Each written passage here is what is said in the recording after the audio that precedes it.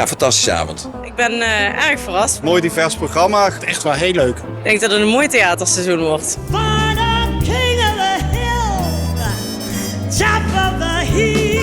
Het meest verrassend vond ik de drag queens. En ik ben wel jaloers op die glitterjurken.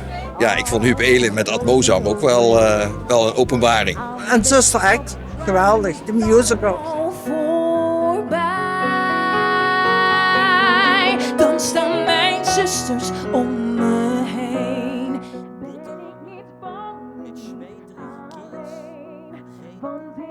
Ik vond natuurlijk heel goed met Laagland, hè?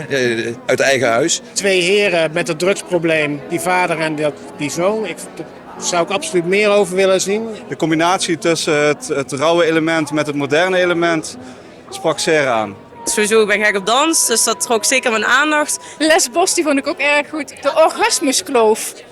Ik ben heel benieuwd hoe ze daar iets van maken. Dus wat gaan jullie zien? 3 vrouwen op retraite op zoek naar hun eigen orgasme. Ik vind het een service hier van de Schouwburg.